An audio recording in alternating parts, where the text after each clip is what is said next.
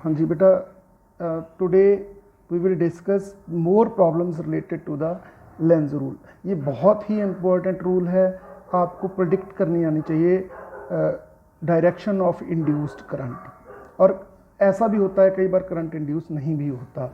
जब किसी भी चीज़ के साथ फ्लक्स चेंज होती है तो करंट इंड्यूस होता है, और अगर किसी भी चीज़ के साथ कंडक्टर के साथ लगी हुई फ्लक्स चेंज नहीं हो रही, then there is no induction of current. तो ये पहला क्वेश्चन है आपको, जो मैंने क्वेश्चन सेंड किए हैं उसमें पहला क्वेश्चन है कि अगर करंट यहाँ पे डिक्रीज़ हो रहा है तो नेचुरली ये लाइंस प्रोड्यूस कर रहा है, जो हम राइट हैंड थंब रूल से देख सकते हैं। तो लाइंस उस साइड होंगी नीचे को, इधर होएंगी ऊपर को। तो इधर लाइंस जा रही हैं नीचे को, ऐसे लाइंस। इस वायर ने जो लाइंस प्रोड्यूस की हैं वो इस सर्कल में नीचे को जा रही हैं लाइंस। तो एक चीज़ हमने पहले भी डिस्कस की थी, अगर किसी सर्किट में, किसी सर्कल में या किसी भी लूप में, चाहे वो रेक्टेंगुलर है चाहे वो सर्कुलर है, अगर उसमें करंट क्लॉकवाइज चल रहा है तो ऊपर वाली साइड साउथ होती है और लाइनें नीचे को जा रही होती हैं, साउथ टू नॉर्थ। और अगर एंटी क्लॉकवाइज होता है तो लाइंस ऊपर को आ रही होती हैं और हमारी साइड होती है नॉर्थ। ये दो चीज़ें इसमें याद रखना आप, ठीक है।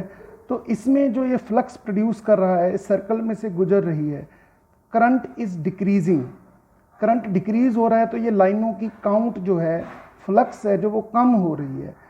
इसको कम फ्लक्स को ये सर्कल जो है वो चेंज नहीं होने देना चाहता, मतलब ये ऐसी ही लाइन प्रोड्यूस करने की कोशिश करेगा ताकि ये फ्लक्स जो है वो कम ना हो। अकॉर्डिंग टू लेंस रूल हमेशा फ्लक्स चेंज का कोई भी कंडक्टर विरोध करता है।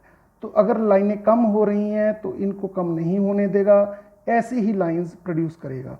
तो ऐसी लाइन प्रोड्यूस करने के लिए इसको ऊपर बनाना पड़ेगा साउथ, तो करंट इसमें चलेगा clockwise,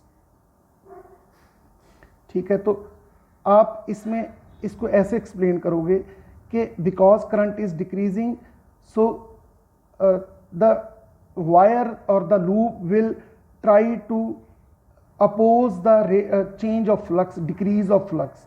For this to happen, it has to induce the current in the clockwise direction. मैं एक बेसिक रूल बताता हूँ, अगर ऐसा कभी भी आ जाए तो अगर ऐसे करंट जा रहा है, यहाँ पे लूप है, अगर करंट डिक्रीज हो रहा है तो ये इस वायर के जो साथ लग रही है उसमें करंट ऐसे पैदा होगा उसी डायरेक्शन में। तो अगर ये करंट डिक्रीज हो रहा है, इंक्रीज हो रहा है तो इसके अगेंस्ट, ठीक है। तो दोनों तरीकों से मैं आपको समझाऊंगा। इसमें करंट इंक्रीज हो रहा है, पहले तो ये फ्लक्स कैसे प्रोड्यूस कर रहा है, तो ये इसमें से लाइनें जा रही हैं बेटा ऐसे, अगर आप राइट हैंड रूल से देखोगे ऐसे लाइंस जा रही हैं और ये बढ़ रही हैं। इनको बढ़ने से रोकने के लिए ये जो सर्कल है वो लाइनें पैदा करेगा नीचे को, और नीचे को पैदा करने के लिए लाइनें ऐसे यहाँ अंदर इसके ऐसी लाइंस पैदा करनी चाहता है। अगर ऐसी लाइंस पैदा करना चाहता है तो ये करंट चलेगा क्लॉकवाइज। वही चीज़ जो मैंने आपको अभी बताई कि अगर करंट ये बढ़ रहा है तो यहाँ पे करंट इंड्यूस होगा इसके अपोजिट, तो ये बन जाएगा क्लॉकवाइज। तो इसमें भी क्लॉकवाइज, इसमें भी क्लॉकवाइज। अब ये पॉइंट आ गया, करंट इज इंक्रीजिंग। अगर इंक्रीज हो रहा है तो यहाँ पे भी ऐसे और यहाँ पे भी ऐसे। अगर यहाँ से ऐसे चलता है तो ऐसे चलेगा, तो ये हो गया क्लॉकवाइज। इसमें चलेगा, ऐसे चल रहा है तो ऐसे चलेगा, इसमें हो गया एंटी क्लॉकवाइज, ठीक है। तो इसको हम दूसरे तरीके से समझें, अगर ये करंट ऐसे जा रहा है, इस वायर का करंट, तो यहाँ पे लाइंस भेज रहा है ऐसे और यहाँ पे लाइंस भेज रहा है ऐसे। अब करंट इंक्रीज हो रहा है तो इससे अपोजिट फ्लक्स पैदा होगी।